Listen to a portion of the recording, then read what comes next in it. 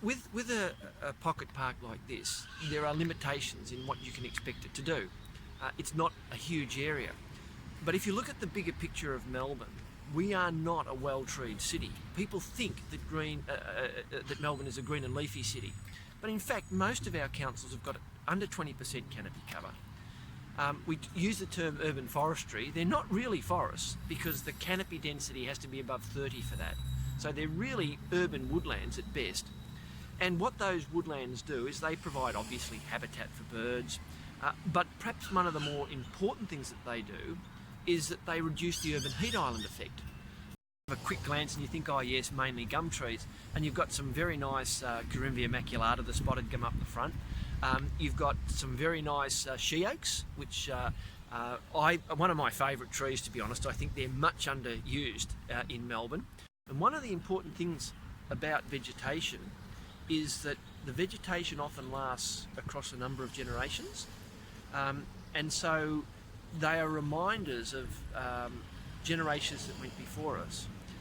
And for me, they also remind you of generations to come. So, and this is one of the reasons why I put a value on trees.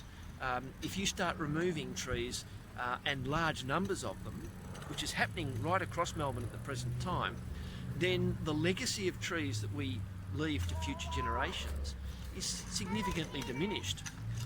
I went to school with Aldo Gandolfo, who was Sam's son, and I remember even his election slogan for one of the elections where I think he became mayor. It was "Sam's the man." And again, those sorts of connections are important, I think, in that they allow a community to place certain markers in their history.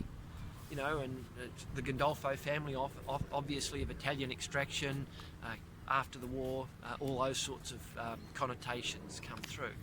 So you'd hope that when they redevelop the intersection and when they rebuild the station, they think seriously about the vegetation here. It's not worthless.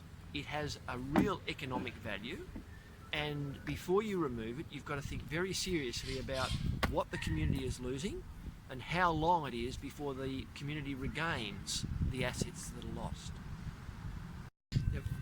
You've got some really good trees here, and there is a sort of an assumption that people can just plant and the tree will grow and you walk away.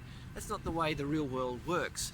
To the north and the west of Melbourne, it can be quite difficult establishing trees because we've got hot, dry summers, so you've got to battle the elements, as it were, to get them up. A good many of them never make it to maturity because they've been vandalised when they're young. So when you look around this park and you start counting the numbers of trees on this small area of land, you think, well, that's a pretty good effort to get these to this height. And at the present time, I think they're in pretty good condition. You know, we've had a very dry start to this year, and these trees are still in full canopy. Lots of eucalypts shed their leaves when it gets really dry, and I noticed that there was a major shedding in Melbourne around March of this year, and yet you come here and you see good canopy, good density, great shade, and so you take all that into consideration, then these are a bit more valuable than people might think. When you've got trees of this size that have sort of persisted in this sort of climate, this sort of site, they've shown a resilience. They're pretty tough, and young trees take quite some time to get going, and they do take a lot of resources.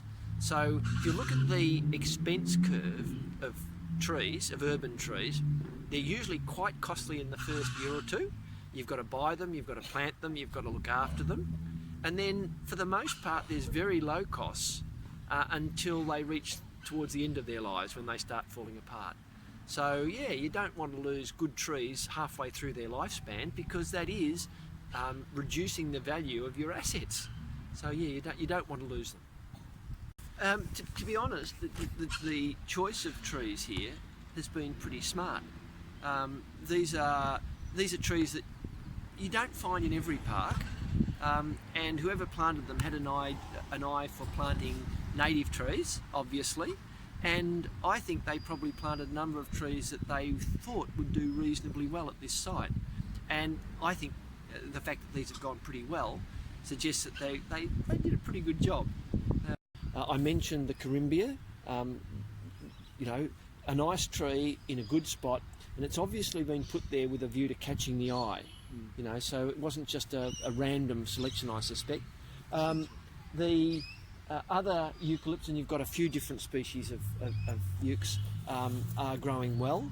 I like the brachychiton. Yeah, the brachychiton over there.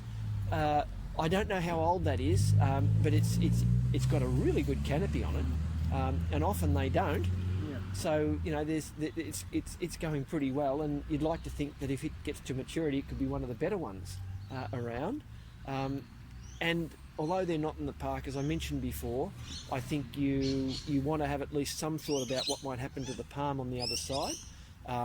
They do transplant well, by the way, palms, but that's a pretty tall palm in really good nick, and because of its connection with the sort of the history of the site, I'd be keen.